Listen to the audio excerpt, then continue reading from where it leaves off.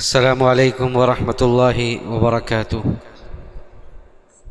إن الحمد لله نحمده ونستعينه ونستغفره ونؤمن به ونتوكل عليه ونعوذ بالله من شرور أنفسنا ومن سيئات أعمالنا. من يهده الله فلا مضل له ومن يضلله فلا هادي له، وأشهد أن لا إله إلا الله وحده لا شريك له، وأشهد أن محمدًا عبده ورسوله. يا أيها الذين آمنوا اتقوا الله حق تقاته ولا تموتن إلا وأنتم مسلمون. يا أيها الناس اتقوا ربكم الذي خلقكم من نفس واحدة وخلق منها زوجها وبث منهما رجالا كثيرا ونساء، واتقوا الله الذي تساءلون به والأرحام إن الله كان عليكم رقيبا. يا أيها الذين آمنوا اتقوا الله وقولوا قولا سديدا يصلح لكم أعمالكم ويغفر لكم ذنوبكم، ومن يطع الله ورسوله فقد فاز فوزا عظيما.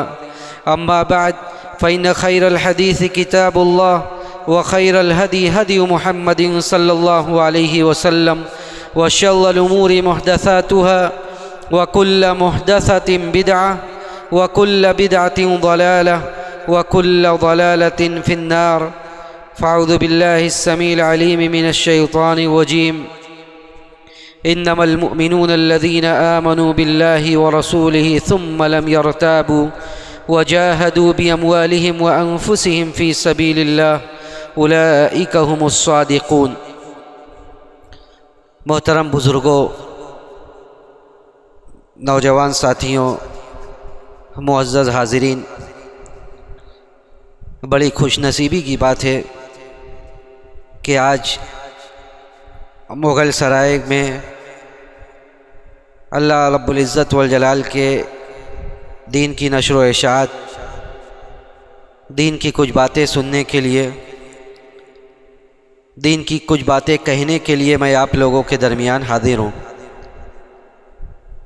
وہ لوگ لائق مبارکباد ہیں جن لوگوں نے اس درس کا انعقاد کیا، اس درس کا اہتمام کیا، کیونکہ اس طرح کے دروس اور اس طرح کے وعظ و نصیحت کی محفلیں بڑی بابرکت ہوا کرتی ہیں۔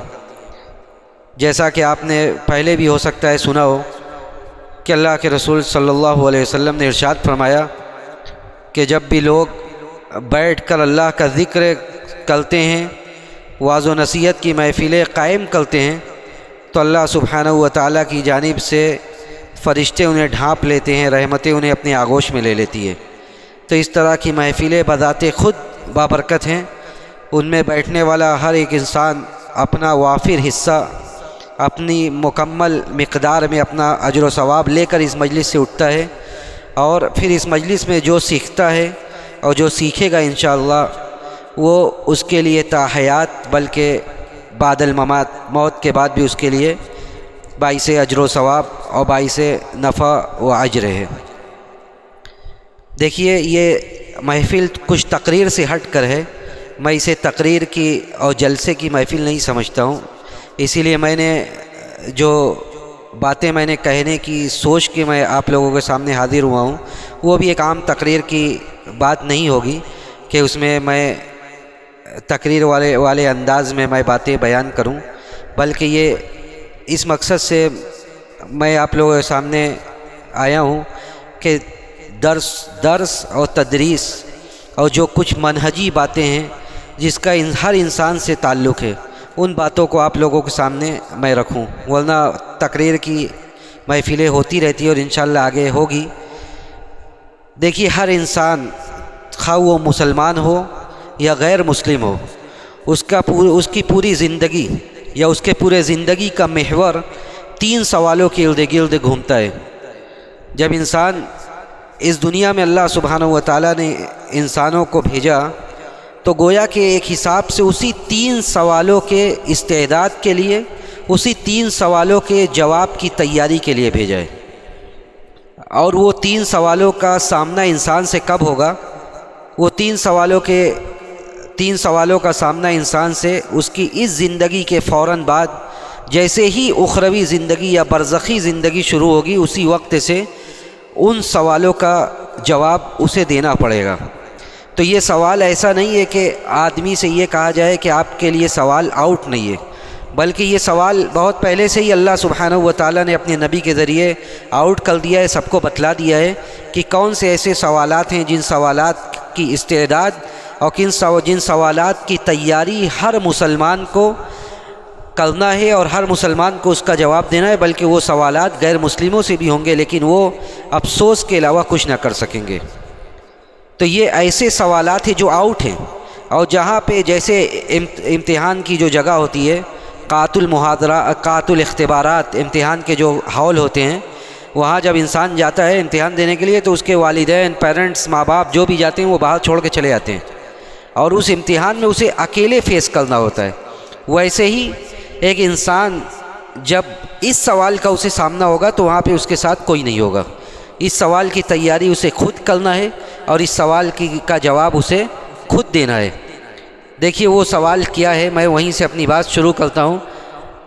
جب ایک انسان قبر میں جاتا ہے اور اس کے اعزاء و اقربا اسے چھوڑ کے آنے لگتے ہیں، اور پھر اس کے بعد ایک سلسلہ شروع ہوتا ہے برزخی زندگی کا۔ برزخی زندگی کا مطلب یہ نہیں ہے کہ انسان کو قبر میں جانا ہی پڑے، بلکہ جب برزخ بولا جاتا ہے، عالم برزخ، برزخی زندگی، تو برزخی زندگی کا مطلب ہوتا ہے کہ جیسے انسان کی روح پرواز کی، روح نے ساتھ چھوڑا بدن کا، اس وقت سے اس کی برزخی زندگی شروع ہو جاتی ہے۔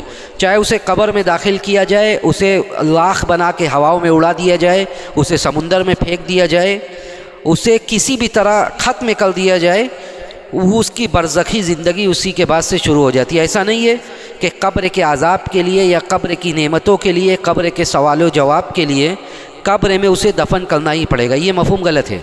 بلکہ مفہوم برزخی زندگی کا یہ ہے کہ جیسے انسان کی وفات ہوتی ہے، اس کی برزخی زندگی، برزخی لائف شروع ہو جاتی ہے، اور اس کے ساتھ وہ سب کچھ ہوگا جو احادیث میں بیان کیا گیا ہے کہ قبر میں کیا کیا ہوتا ہے، چاہے وہ قبر میں داخل ہو یا اسے سمندر میں پھینک دیا جائے یا کہیں بھی پھینک دیا جائے۔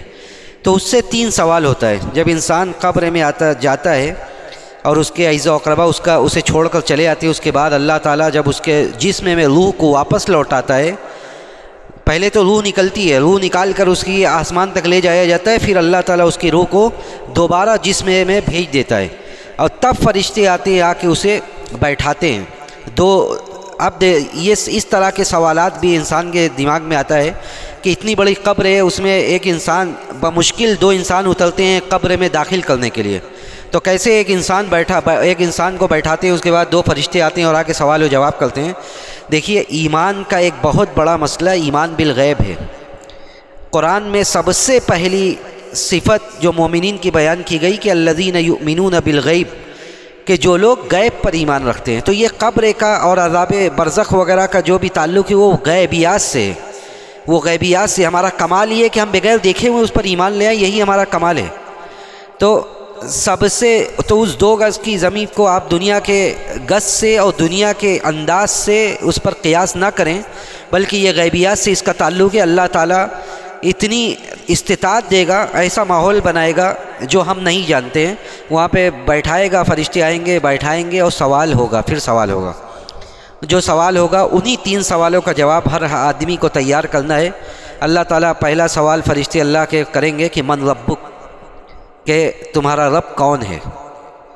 دوسرا سوال ہوگا ما دینک، تمہارا دین کیا ہے، اور تیسرا سوال ہوگا من نبیک، تمہارے نبی کون تھے۔ اور جو ان 3 سوالوں کا جواب دے گا اس سے ایک چوتھا سوال بھی ہوگا۔ شاید یہ بات آپ لوگوں کو تھوڑی وہ لگے کہ عام طور سے بیان کیا جاتا ہے کہ 3 سوال ہوگا، لیکن جو آدمی 3 سوالوں کا صحیح جواب دے دے گا اس سے چوتھا سوال ہوگا، اور چوتھے سوال میں یہ پوچھا جائے گا کہ آپ کو ان باتوں کا علم کیسے ہوا، آپ کو ان باتوں کا علم کیسے ہوا۔ تو وہ جواب دے گا کہ میں نے اللہ کی کتاب پڑھی اور میں نے اس میں غور و فکر کیا، تدبر کیا، تو مجھے ان باتوں کا علم ہوا۔ تو یہی 3 سوال ہے جو پوری شریعت کا، پورے دین کا خلاصہ ہے۔ انہی 3 سوالوں کے ارد گرد ہر مسلمان کی زندگی گزرتی ہے۔ اگر وہ ان 3 سوالوں کی صحیح معنی میں تیاری کر لے، 3 سوالوں کی استعداد صحیح سے کر لے، جو لوازمات ہیں اس کے، جن چیزوں پر عمل کرنا ہے اور جن چیزوں سے بچنا ہے، یہ ساری چیزیں وہ سیکھ لے، تو گویا کہ اس نے اپنی دنیا اور آخرت دونوں سوال لی۔ پہلے یہ کہ رب کون ہے ہمارا رب کون ہے؟ ہمارا رب دیکھیے وہ ہے ربنا رب السماوات والارض، ہمارا رب وہ ہے جو آسمان و زمین کا خالق ہے، ہمارا رب وہ ہے جو اس کائنات کو چلا رہا ہے، ہمارا رب وہ ہے جو کائنات کے ذرے ذرے سے جسے واقفیت ہے، ہمارا رب وہ ہے جو علام الغیوب ہے، ہمارا رب وہ ہے جو عالم الغیب والشہادہ ہے، ہمارا رب وہ ہے جو ایک انسان کو اس دنیا میں اولاد دیتا ہے، ہمارا رب وہ ہے جو اسے روزی دیتا ہے، ہمارا رب وہ ہے جو مشکل کشا ہے، ہمارا رب وہ ہے جو حاجت روا ہے، ہمارا رب وہ ہے جو زندگی کے بڑے سے بڑے مسائل سے لے کر چھوٹے سے چھوٹے مسائل تک کی تدبیر اس دنیا میں کرنے والا ہمارا رب ہے۔ ربنا رب السماوات والارض لن ندعو من دونہ الہا، جب رب ایسا ہے تو لن ندعو من دونہ الہا، اس کے علاوہ ہم کسی اور کو پکاریں، اس سے بڑی ناانصافی کچھ نہیں ہو سکتی، اس سے بڑی ناانصافی کچھ نہیں ہو سکتی کہ جب ہمارا رب یہ وہ ہے جو ساری چیزوں پر قادر ہے، ساری چیزوں پر قادر ہے۔ ایک انسان آسمان و زمین جیسی بڑی مخلوقات سے لے کر اگر اپنے آپ میں غور کرے، وفی انفسکم افلا تبصرون، اللہ نے فرمایا کہ آسمان و زمین میں تم غور کرو، اپنے نفس میں غور کرو، انسان اپنے بارے میں غور کرے کہ وفی انفسکم افلا تبصرون، کہ اپنے بارے میں غور نہیں کرتے انسان کو اللہ نے کیسے وجود بخشا اور کیسے اس کی لائف چل رہی ہے، کیسے اس کی زندگی چل رہی ہے۔ اگر یہ اللہ کی دی ہوئی نعمت میں سے، یہ اللہ کے دیے ہوئے جسم میں سے اگر معمولی سی کوئی چیز میں کوئی کمی آ جاتی ہے تو پھر کیا ہوتا ہے انسان کا؟ اگر دلوں کے اس عمل میں، دلوں کے اس فنکشن میں کچھ کمی آ جاتی ہے تو بڑے بڑے آپریشن ہوتے ہیں جن میں رسک یہ ہوتا ہے کہ بچے گا انسان نہیں بچے گا، کسی کی بائی پاس سرجری ہو رہی ہے، کسی کا کچھ ہو رہا ہے۔ یہ اللہ سبحانہ و تعالیٰ کی ذات ہے جس نے بغیر کسی مثال کے، سابقہ مثال کے بغیر انسانوں کو پیدا کیا ہے۔ هل اتى على الانسان حين من الدهر لم يكن شيئا مذكورا، انسان کو اللہ تعالیٰ نے کوئی سابقہ مثال نہیں تھی، بغیر کسی سابقہ مثال کے پیدا کیا۔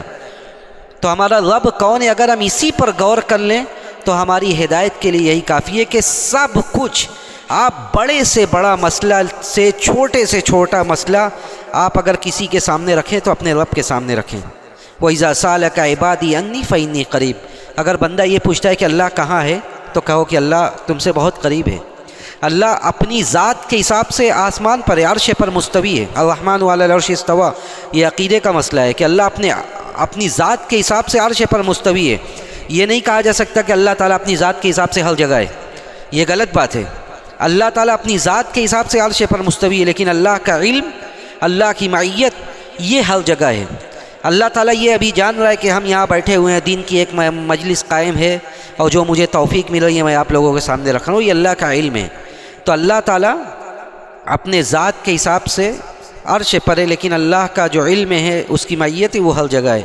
تو اگر انسان اللہ تعالیٰ کو کے بارے میں یہ اس کا کانسیپٹ ہو، یہ تصور ہو کہ بڑی سے بڑی چیز اور چھوٹا سے چھوٹا مسئلہ اس کے دل میں یہ کہ عبادی انی فینی قریب، کہ اللہ قریب ہے۔ کوئی مسئلہ جب قریب سے آدمی فریاد کرتا ہے، آدمی دل میں کیا کہہ رہا ہے یہ بھی اللہ جانتا ہے، وہ کس مجبوری میں اسے بھی اللہ بخوبی واقف ہے۔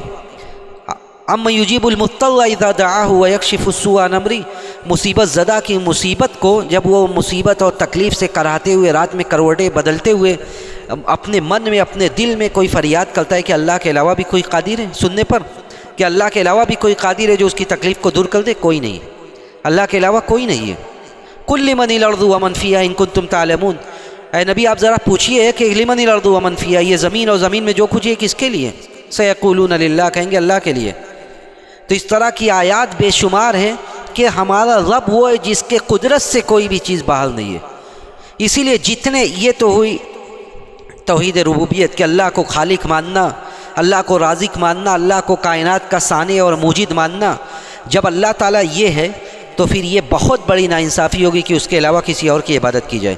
اسی لیے جتنے نبی آئے سارے نبیوں کو اللہ نے یہی حکم دیا کہ ہم نے بھیجا ہے لوگوں کو، وَلَقَدْ بَعَثْنَا فِي كُلِّ أُمَّةٍ رَسُولًا أَنِ اعْبُدُوا اللَّهَ وَاجْتَنِبُوا الطَّاغُوتَ، کہ ہم نے لوگوں کو کی طرف رسولوں کو بھیجا تاکہ رسول لوگوں سے یہ کہیں کہ ایک اللہ کی عبادت کرو اور اس کے علاوہ کسی اور کی عبادت مت کرو۔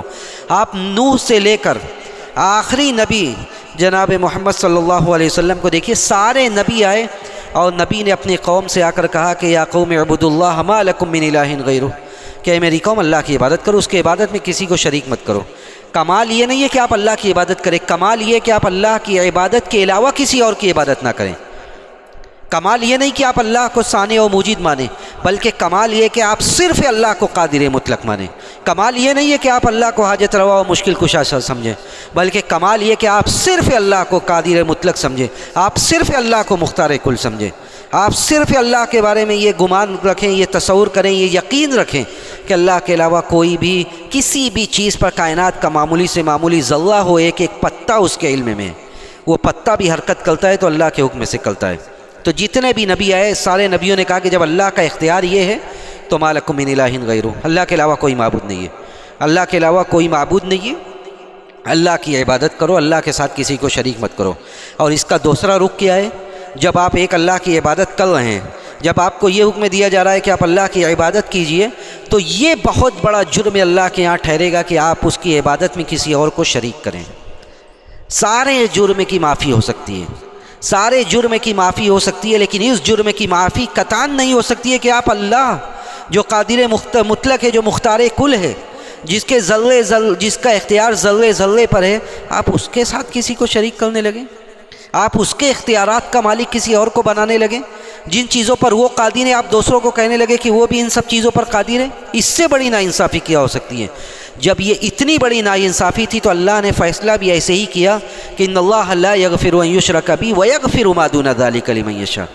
اللہ تعالیٰ شرک کے علاوہ ساری گناہوں کو معاف کر سکتا ہے، لیکن یہ قطعاً نہیں برداشت کر سکتا کہ اس کی عبادت میں کسی کو شریک کیا جائے۔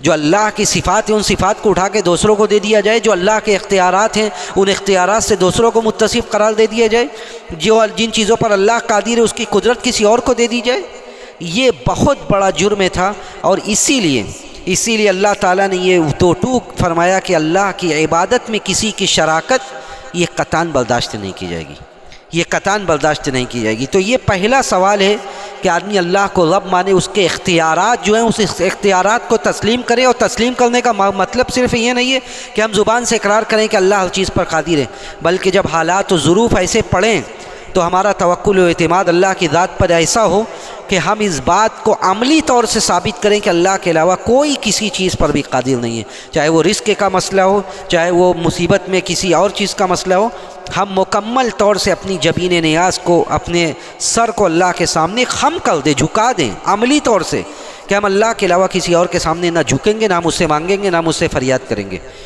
تو اللہ کو رب ماننا یہ پہلا سوال ہے، اور یہ سننے میں تو بڑا آسان لگ رہا ہے کہ من ربک، ہمارا رب کون ہے؟ ہم بتا دیں گے کہ اللہ ہے۔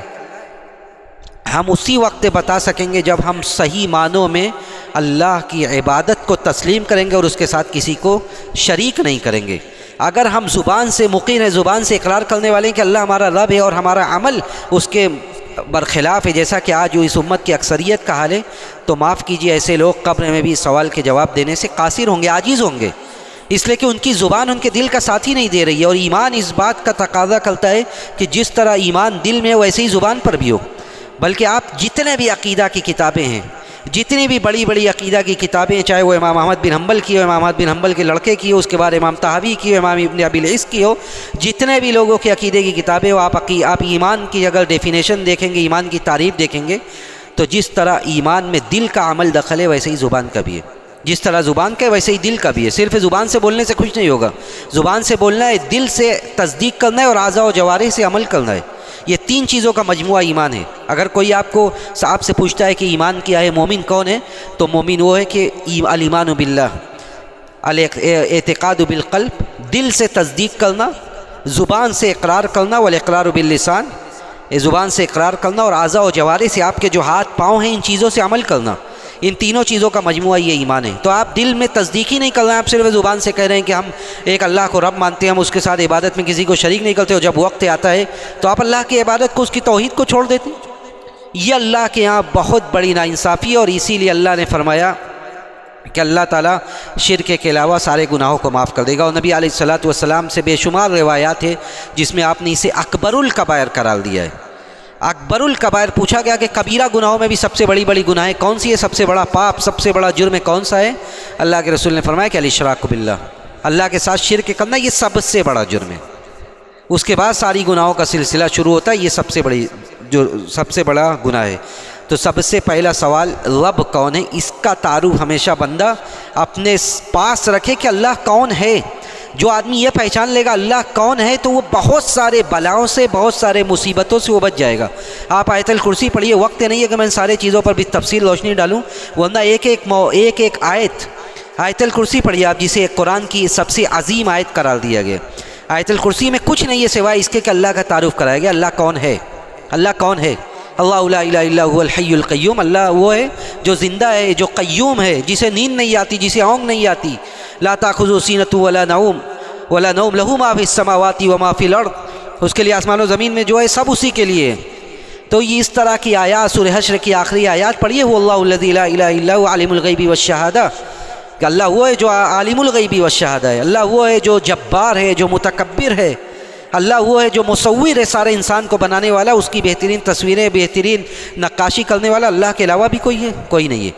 تو اللہ کون ہے، جو یہ اس بات کا تعارف اس کے دماغ میں ہو جائے وہ اس دنیا میں سرخرو اور کامیاب ہو جائے گا، کیونکہ جو بھی زندگی میں مشکل وقت آئے گا اس کے دماغ میں یہ ہوگا کہ اللہ کون ہے، ہم جس کی عبادت کر رہے ہیں اس کی عظیم عظمت اور اس کی قدرت کیا ہے۔ اس کے بعد وہ یہ شجر و حجر، یہ بت، یہ قبر، یہ حجر، یہ کبھی نہیں اس کے سامنے جھکے گا۔ تو یہ ہوا اللہ کے بارے میں مختصر تعارف کہ اللہ کون ہے، جو قبر کا پہلا سوال ہے۔ اس کے بعد دوسرا سوال ہوگا ما دینک، تمہارا دین کیا ہے؟ تو دین ہمارا وہی ہے، دین ہمارا اسلام ہے۔ اسلام کے علاوہ یہ جب ہم اللہ پر مکمل طور سے ایمان لائیں گے تو گویا کہ ہم اسلام کو قبول کر رہے ہیں۔ اس کا تعلق پہلے ہی سوال سے کہ ہمارا رب کون ہے، ہمارا رب اللہ ہے، تو ہمارا دین کیا ہے؟ ہمارا دین اسلام ہے۔ ہمارا اس لیے کہ اسلام مطلب ہی ہے استسلام، خود سپردگی، اللہ کے سامنے آدمی جھک جائے، اللہ کو سب کچھ اس کے قدرات کو تسلیم کر لے، گویا کہ وہ مسلمان ہو گیا ہے۔ اور جب اللہ کو آدمی رب مان لے گا تو وہ اس سوال کا جواب بھی دے دے گا، ان الدین عند اللہ الاسلام، اللہ کے نزدیک کوئی دین ہے تو وہ صرف اسلام ہے۔ اسلام کا مطلب صرف امت محمدیہ کے لوگ نہیں مسلمان ہیں، بلکہ جو پہلے بھی جو نبی تھے ان کی شریعتیں منسوخ کر دی گئی ہیں۔ وہ اس سے پہلے کے جو بھی نبی تھے جن کی خالص تعلیمات تھی، خالص تعلیمات موسیٰ عیسیٰ کی جو صحیح تعلیم ہے، وہ بھی گویا کہ اسلام تھا۔ انہوں نے بھی ایک اللہ کی عبادت کی دعوت دی، وہ بھی لوگوں کو مسلمان بنا رہے تھے۔ شریعت میں فرق تھا کہ جو تفصیلی بات تھی وہ فرق تھا۔ ہو سکتا ہے ہمارے یہاں 5 نمازیں ہیں، ان کے یہاں کیا تھا، روزہ 1 مہینے کا ہے، ان کے یہاں کیا تھا، یہ سب تفصیلات میں فرق ہے۔ لیکن ایک اللہ کی عبادت اور اس عبادت میں کسی کو شریک نہ کرنا، یہ جتنے نبی آئے ہیں سارے نبیوں کی بعثت کا مقصد یہی تھا کہ وہ لوگوں کو مسلمان بنائیں، وہ لوگوں کو ایک رب کو ماننے والا بنائیں۔ تو ہمارا دین کیا ہے؟ جتنے بھی لوگ ہیں اگر اللہ کے نزدیک کوئی دین قابل قبول ہے تو وہ صرف اور صرف دین اسلام ہے، اس کے علاوہ کوئی دین نہیں ہے۔ جب اللہ نے یہ اعلان کر دیا تو اب کسی سے بھی اسلام کے علاوہ کوئی مذہب اور کوئی دین قبول نہیں کیا جائے گا۔ یہ الگ بات ہے کہ لا اکراہ فی الدین، دین کے معاملے میں زور زبردستی نہیں ہے، اللہ نے راستہ دکھلا دیا ہے۔ انا ہدیناہ السبیل اما شاکرا و اما کفورا، ہمیں اپنا کام کرنا ہے، جو ہدایت پر آنا چاہے ہدایت پر آئے، جو ہدایت پر نہ آنا چاہے وہ ہدایت پر نہ آئے۔ کسی کے بارے میں کوئی زور زبردستی یہ اسلام کے منہج کے اور شریعت کے منہج کے خلاف ہے۔ ما دینک من نبیک، اگلا سوال یہ ہوگا کہ تمہارا نبی کون تھا؟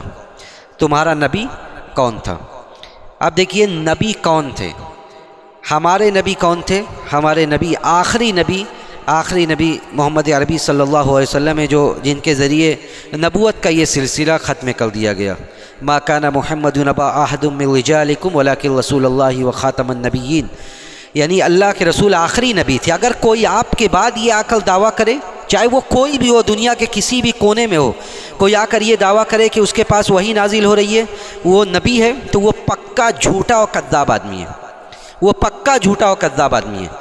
چاہے وہ جتنی بھی چیکنی چپڑی باتیں کرے، اچھی باتیں کرے، قرآن کے اس آیت کا مصداق ہے وہ کہ جب یہ کہہ دیا گیا کہ نبی آخری ہیں تو اس کے بعد اگر وہ یہ دعویٰ کرے تو وہ پکا جھوٹا ہے۔ اور اللہ کے رسول صلی اللہ علیہ وسلم نے حدیث میں فرمایا تھا کہ بعد کے زمانے میں بڑے بڑے جھوٹے اور دجال پیدا ہوں گے، بڑے بڑے جھوٹے اور دجال پیدا ہوں گے جو نبوت کا دعویٰ کریں گے۔ تو ہمارے نبی کون ہیں؟ ہمارے نبی محمد عربی صلی اللہ علیہ وسلم ہیں، جن کے ذریعے یہ سلسلہ ختم ہو گیا۔ اب آپ کے بعد کوئی نبی نہیں ہے، کسی کی نبوت اگر کوئی کہے بھی تو اس کی تسلیم قطعاً نہیں کیا جائے گا۔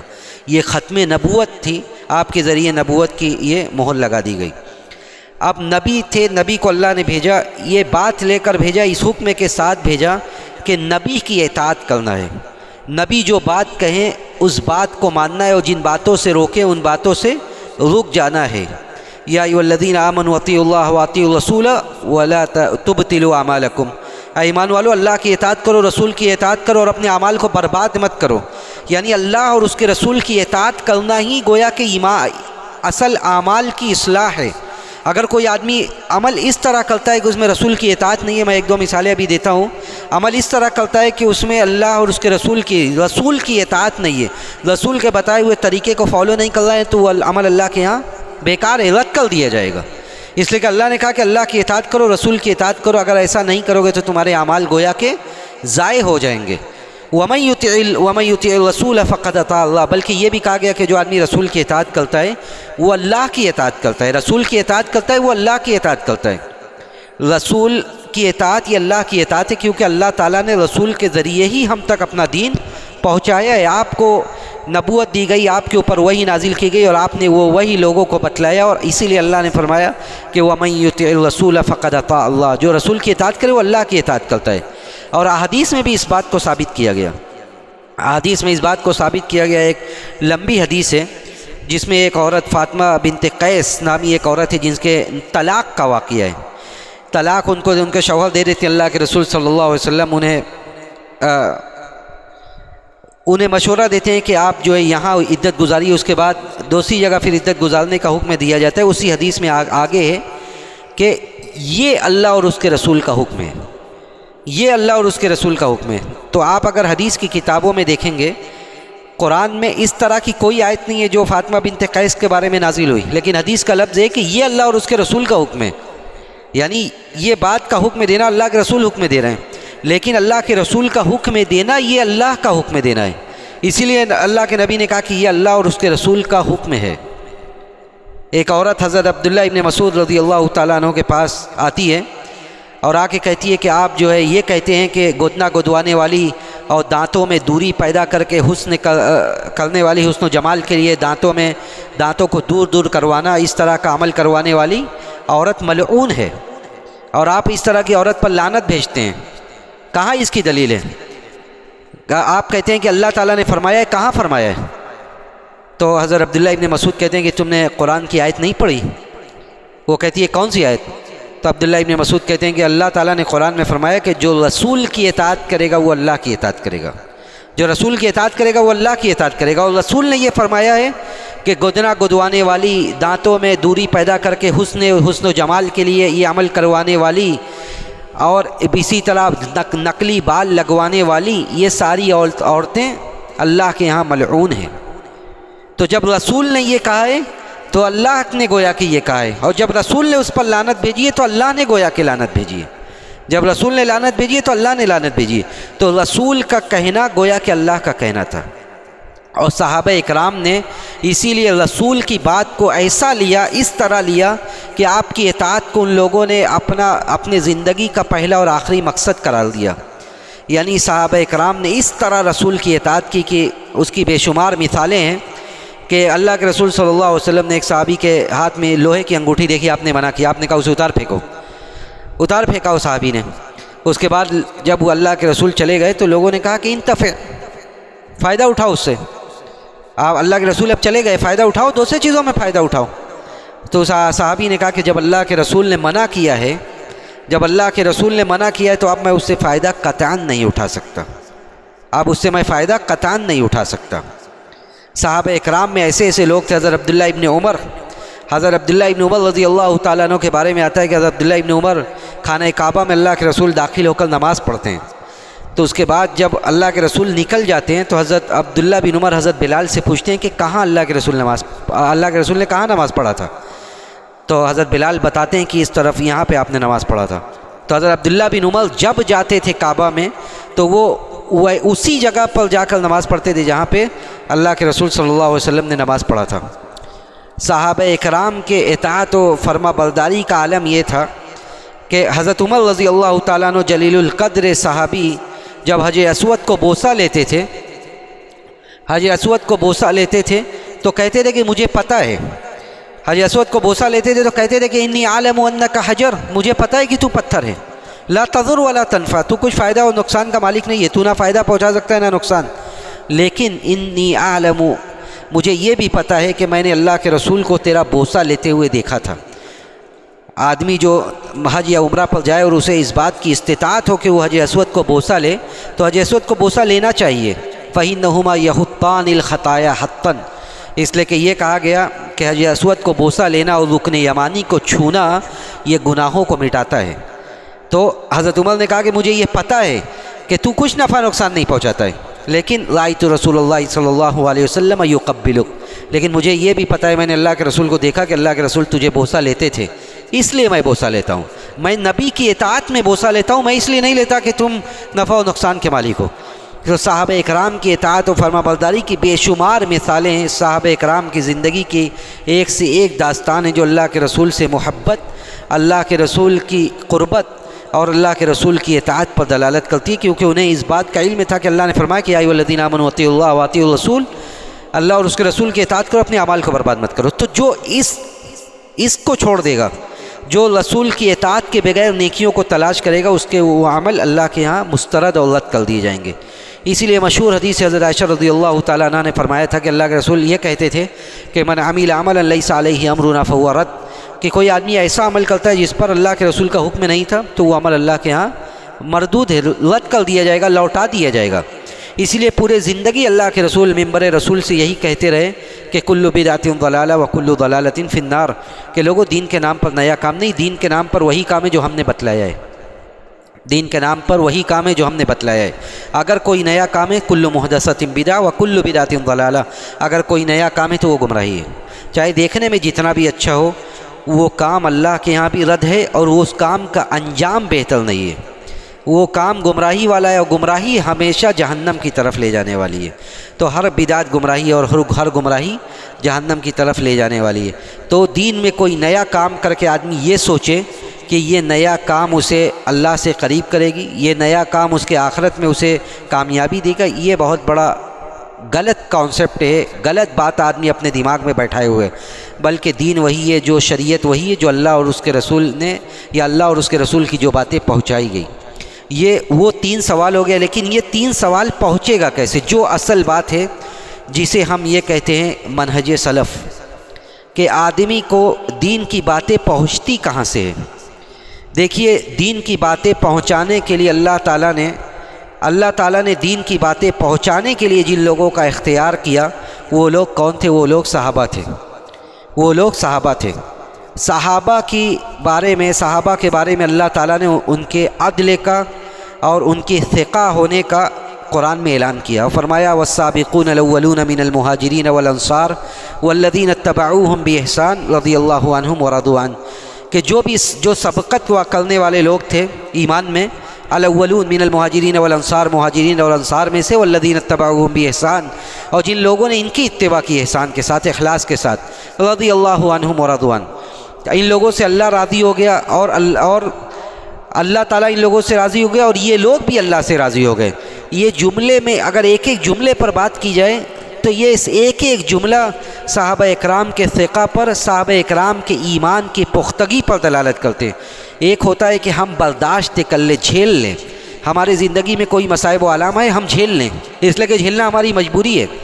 एक होता है हम खुशी खुशी झेलें, उन मसाइब व मुश्किलात से हमें मोहब्बत हो जाए, वो मसाइब व मुश्किलात हमें मुश्किल लगे ही ना। तो साहबा इकराम की वो जमात थी जिसने उन मसाइब व मुश्किलात को जो इस्लाम के बाद उन्हें झेलना पड़ा, उन्होंने उसे मुश्किल समझा ही नहीं। इसीलिए अल्लाह ने फरमाया कि रदू अन, वो लोग उससे राज़ी हो गए। जब मुश्किल आई, जब दीन के लिए, इस्लाम के लिए अपना घर बार, अपना आबाई वतन, मालो दौलत, कारोबार, जायदाद सब छोड़ना पड़ा, तो ऐसा नहीं कि वो कारोबार के लिए रो रहे थे, वो अपनी जायदाद के लिए रो रहे थे, बल्कि रदू अन, बल्कि वो जज्बा तो ऐसा था जिस जज्बे की वजह से इन मसाइब व मुश्किलात से उन्हें इश्क हो गया था। انہیں محبت ہو گئی تھی، اور اسی لیے اللہ نے صرف یہ نہیں کہا کہ رضی اللہ عنہم، اللہ ان سے راضی ہو گیا، بلکہ اللہ نے یہ بھی گواہی دی کہ ورضوان، وہ لوگ بھی اللہ سے راضی ہو گئے۔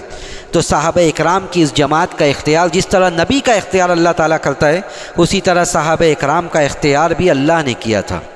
حضرت عبداللہ ابن مسعود کہتے ہیں کہ اللہ تعالیٰ نے لوگوں کے دلوں میں دیکھا جو سب سے پاکیزہ دل تھا وہ اپنے نبی کے لیے اختیار کر لیا۔ نبی کا دل سب سے پاکیزہ دل تھا، اس کے بعد نبی کے بعد جو پاکیزہ دل والے تھے ان کو نبی کی صحبت کے لیے اختیار کر لیا، ان کو نبی کی صحبت کے لیے اختیار کر لیا۔ تو یہ صحابہ اکرام کی جماعت تھی جن کو اللہ تعالیٰ نے اپنے نبی کی صحبت کے لیے اختیار کیا، اور ان لوگوں نے نبی کا ہر موڑ پر اور ہر وقت ساتھ دیا۔ تو اس دین کی جو باتیں ہم تک پہنچی، جو باتیں بعد کے زمانوں تک پہنچی، ان باتوں کو روایت کرنے والے اور ان باتوں کو بیان کرنے والے صحابہ اکرام کی جماعت تھی۔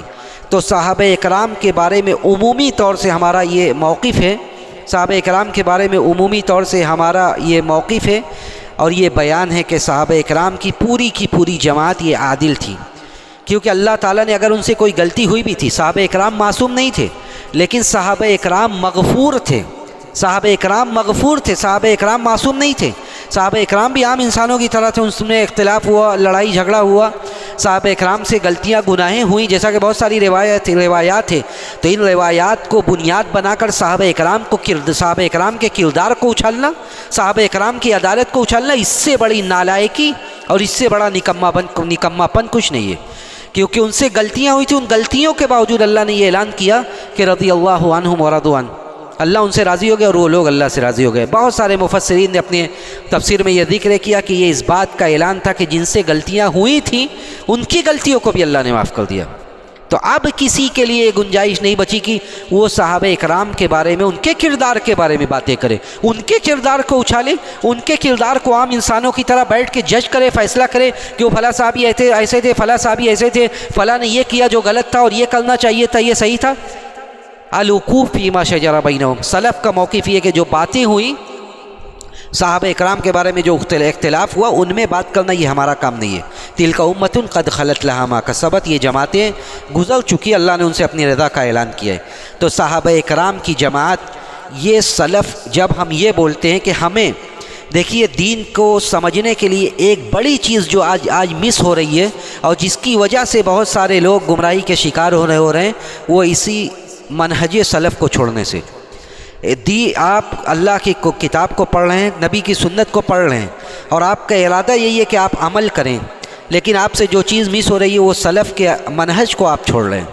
صحابہ اکرام پہلی جماعت تھی جس نے نبی کے حدیث کو سنا، صحابہ اکرام سب سے زیادہ اس کی مراد کو سمجھنے والے تھے، نبی نے اپنے حدیث میں کیا کہا ہے اس کے معنی و مفہوم کو صحابہ اکرام سے زیادہ سمجھنے والا کوئی نہیں تھا۔ صحابہ اکرام نے اس حدیث کا معنی کیا سمجھا، صحابہ اکرام نے تابعین سے کیا بیان کیا، تابعین نے تبع تابعین سے کیا بیان کیا، یہ ایک منہج ہے، یہ ایک سلسلہ ہے۔ اگر ہم اس سلسلے اور اس منہج کو چھوڑ کر دین سمجھنے کی کوشش کریں گے تو معاف کیجئے، ہم صحیح منہج اور صحیح دین پر عمل کرنے والے نہیں ہو سکتے۔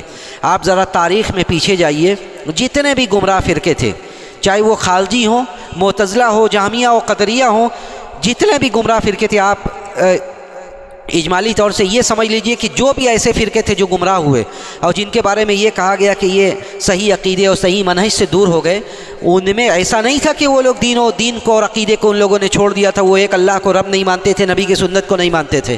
مسئلہ یہیں پہ آ کر ہوا کہ انہوں نے سلف کے منہج کو مس کر دیا۔ مسئلہ یہاں پہ ہوا کہ ایک حدیث لے لیا۔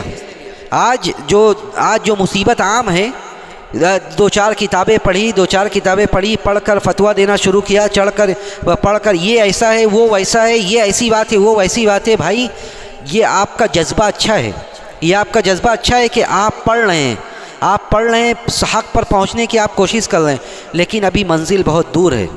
اس کے لیے ایک انسان کو اس میں درک اور گہرائی حاصل کرنے کی ضرورت ہوتی ہے۔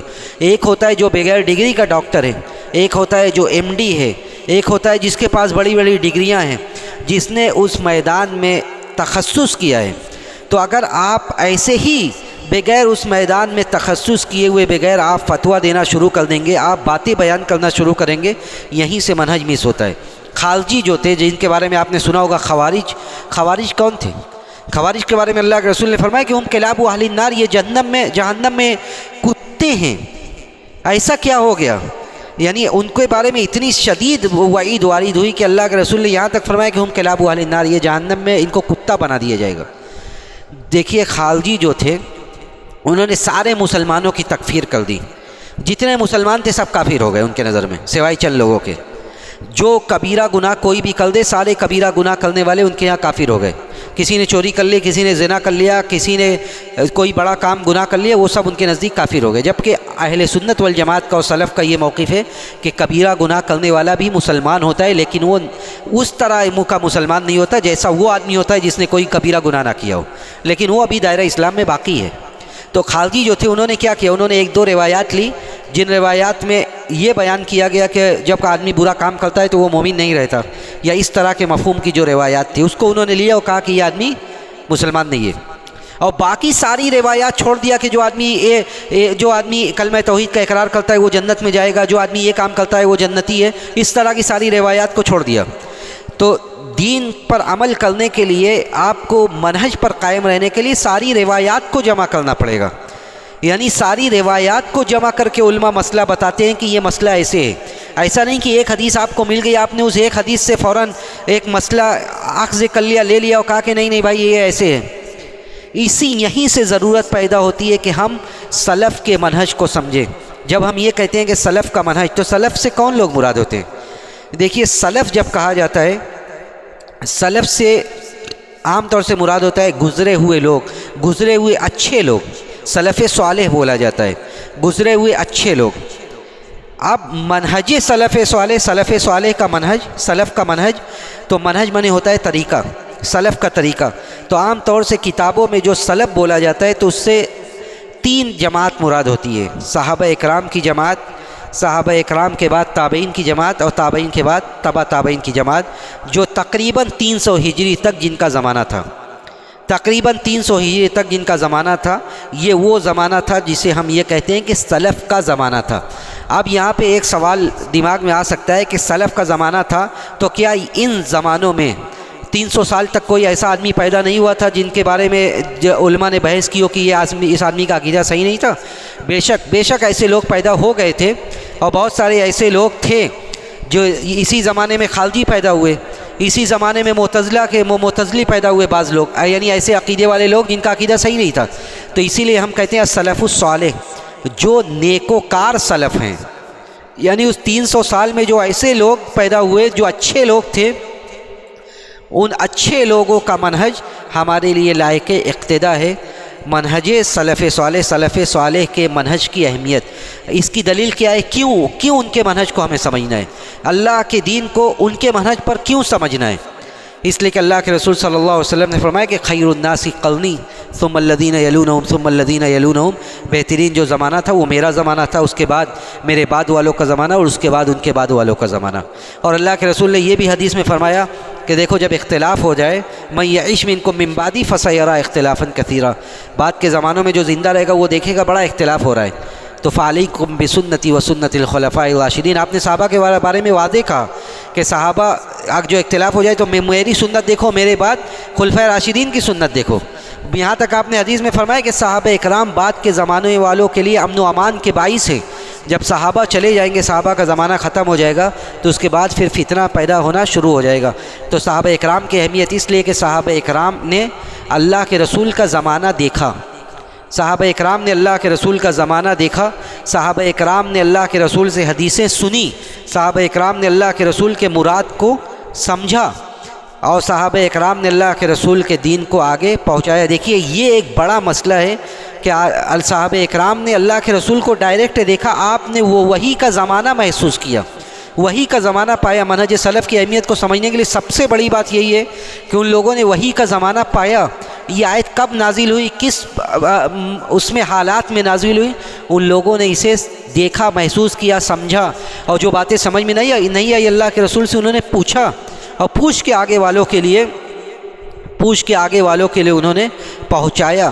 ایک سبب یہ بھی ہے منہج سلف کی اہمیت کا کہ صحابہ اکرام بغیر کسی اختلاف کے صحابہ اکرام کی جماعت سب سے زیادہ علم والی جماعت تھی، صحابہ اکرام کی جماعت سب سے زیادہ علم والی جماعت تھی۔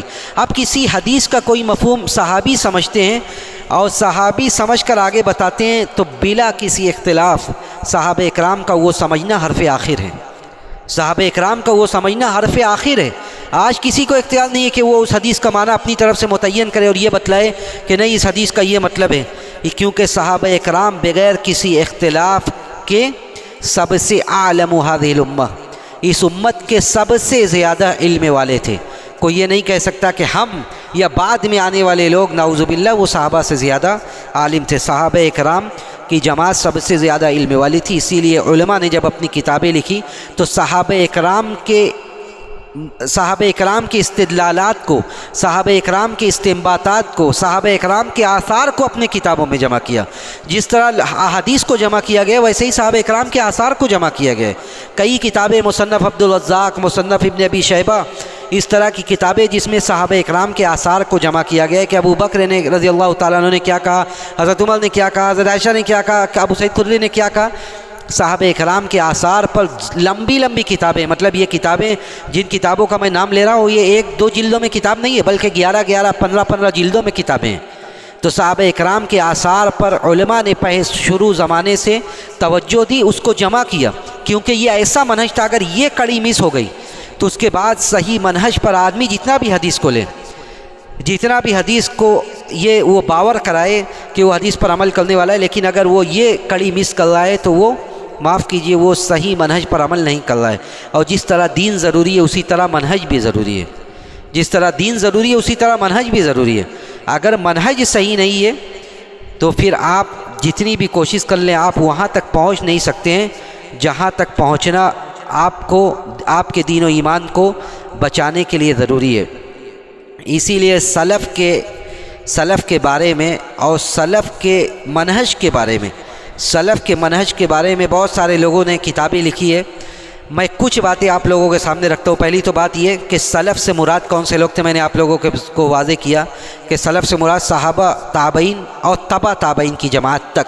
یہ بہت سارے لوگوں نے جیسے ابن مسعود رضی اللہ تعالیٰ عنہ کے اثر سے سفارینی نے اور بہت سارے لوگوں نے یہ بات ذکر کی ہے کہ یہ 3 کڑی تھی جن کے بارے میں یہ کہا جاتا ہے کہ یہ لوگ سلف ہیں، اور انہی کے منہج کو سمجھنا، انہی کے منہج پر عمل کرنا یہ صحیح دین پر عمل کرنے کے لیے ضروری ہے۔ جب آپ اس کو چھوڑ کر صحیح دین پر عمل کرنے کی کوشش کریں گے تو آپ صحیح تک پہنچ نہیں پائیں گے۔ موجودہ زمانے میں شیخ ابن باز سے لوگوں نے پوچھا تو انہوں نے فرمایا کہ السلف الصالح هم الصحابہ ومن سلک سبیلہم۔ سلف کون ہے؟ سلف صحابہ اکرام کی جماعت تھی۔ ومن سلک سبیلہم من التابعین، اور جو صحابہ کے منہج پر چلنے والے تابعی تھے، وہ اتباع التابعین، اور جو تبع تابعین تھے جنہوں نے صحابہ اور تابعین کے منہج پر جنہوں نے اپنی زندگی گزاری۔ بڑے بڑے ائمہ جو تھے ان لوگوں نے صحابہ کے منہج پر اپنی زندگی گزاری، یہ سارے لوگ سلف کی جماعت میں شامل ہیں۔ دیکھیے سلف کے جماعت کا کوئی خاص پیریڈ نہیں ہے کہ اس وقت جو تھے وہی ہے، بلکہ یہ منہج ایسا ہے کہ جب قیامت تک جو لوگ اس منہج کو پکڑے رہیں گے، قیامت تک جو لوگ اس منہج کو اپنائیں گے وہ سب لوگ اس آیت کے مصداق ہیں جن کے بارے میں اللہ نے فرمایا کہ والذین اتبعوہم بإحسان، کہ جہاں اس آیت میں وہ صحابہ داخل ہیں جو لوگ بعد میں اسلام لے آئے تھے، یعنی متاخرین جیسے فتح مکہ وغیرہ کے موقع پر، ویسے ہی اس میں وہ لوگ بھی داخل ہیں جو قیامت تک منہج سلف پر عمل کرنے والے ہیں، سلف کے منہج پر چلنے والے ہیں۔ تو ایسا نہیں ہے کہ یہ کسی خاص زمانہ کے ساتھ، کسی خاص وقت کے ساتھ یہ بات جڑی ہوئی تھی، بلکہ جب بھی کوئی آدمی اس منہج کو اپنائے گا، اس منہج پر چلے گا، اس منہج پر چلے گا وہ صحیح دین پر عمل کرنے والا ہوگا، کیونکہ یہ کوئی الگ سے دین نہیں ہے۔ یعنی منہج سلف کی جب بات کی جاتی ہے تو اس کا مطلب یہ نہیں ہوتا کہ یہ کوئی الگ سے دین ہے، بلکہ یہ اللہ کے دین پر، رسول کی سنت پر چلنے کا ایک طریقہ ہے۔ ان کے منہج کی امتیازی باتیں کیا؟ امتیازی بات یہ ہے کہ آدمی اللہ کی اطاعت کرے، رسول کی اطاعت کرے، دین میں کوئی نیا کام نہ کرے۔ اللہ نے فرمایا یا ایھا الذین آمنوا اطیعوا اللہ واطیعوا الرسول واولی الامر منکم فإن تنازعتم فی شیء فردوہ الی اللہ والرسول، کہ ایمان والو اللہ کے اور اس کے رسول کی اطاعت کرو، واولی الامر منکم، جو معاملے کا ذمہ دار ہے اس کا کہا مانو، لیکن اگر اختلاف ہو جائے فإن تنازعتم فی شیء فردوہ الی اللہ والرسول، اگر اختلاف ہو جائے کسی بھی مسئلے میں تو آپ یہ دیکھیے کہ اللہ اور اس کے رسول کیا کہہ رہے ہیں. اللہ اور اس کے رسول کا کہنا کیا ہے, کتاب اللہ اور سنت رسول اللہ کس بات پر دلالت کر رہی ہے. کسی بھی معاملے میں اختلاف ہو جائے.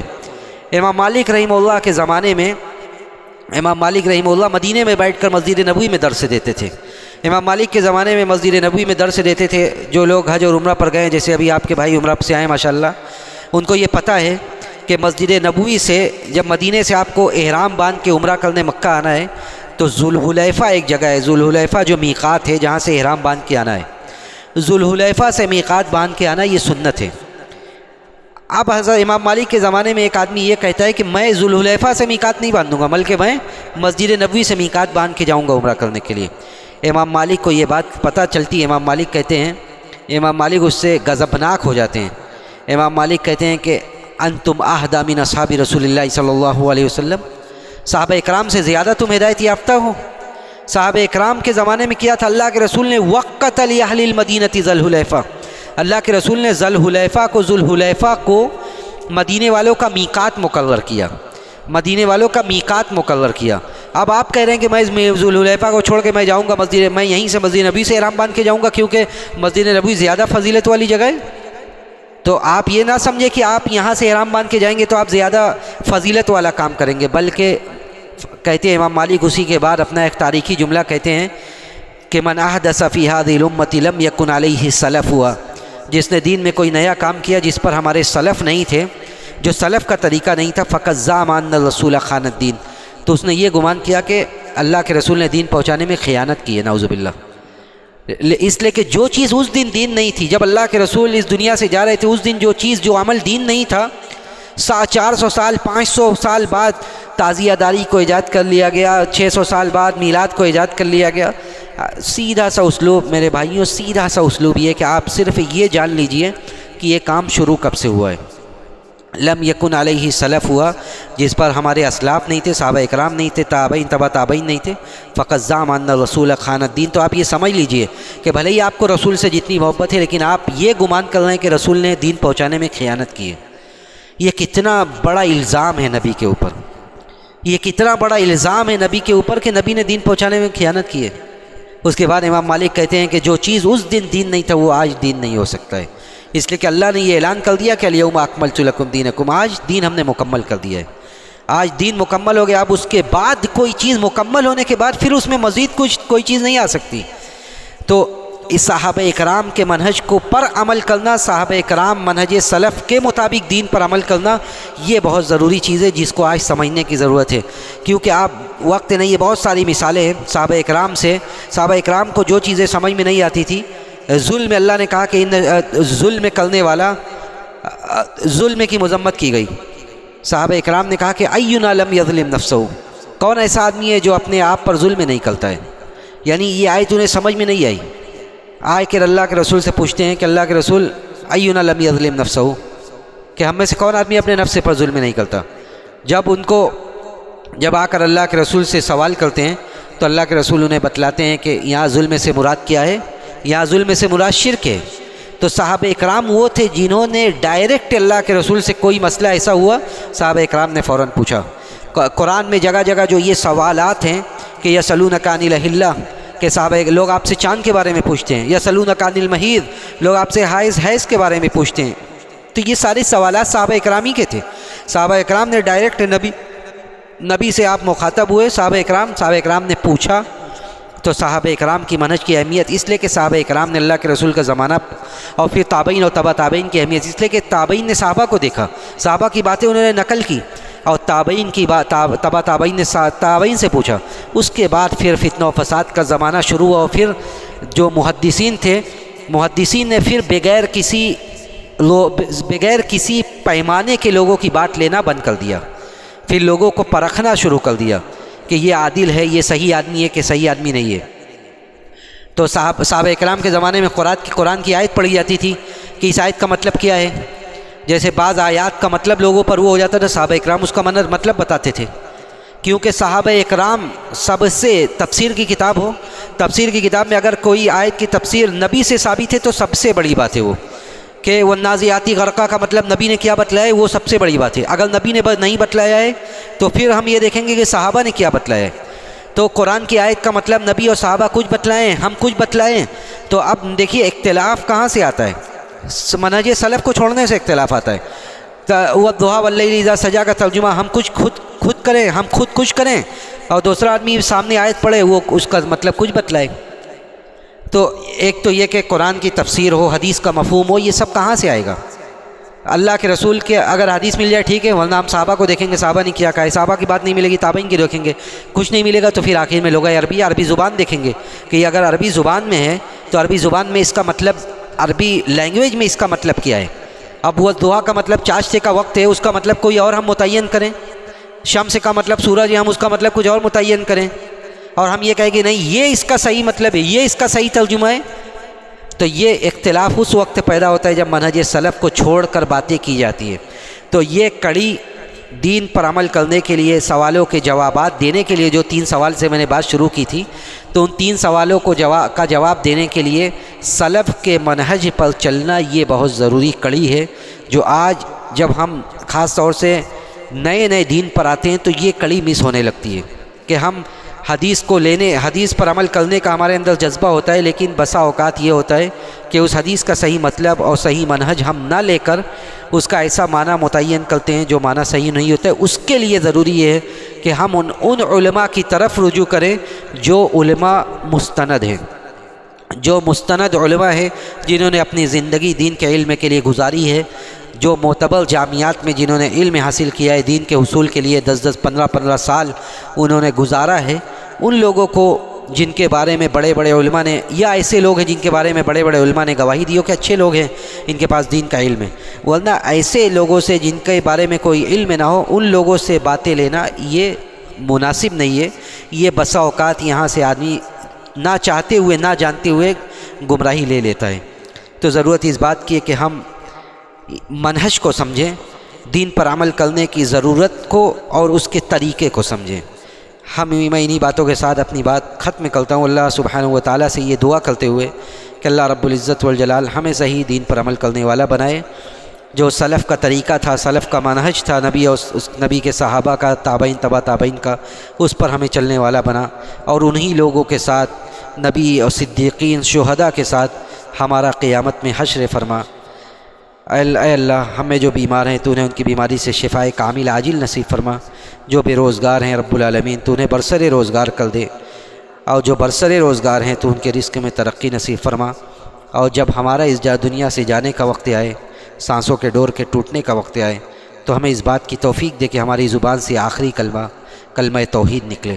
ربنا تقبل منا انك انت السميع العليم وتب علينا انك انت التواب الرحيم واخر دعوانا ان الحمد لله رب العالمين والسلام عليكم ورحمة الله وبركاته۔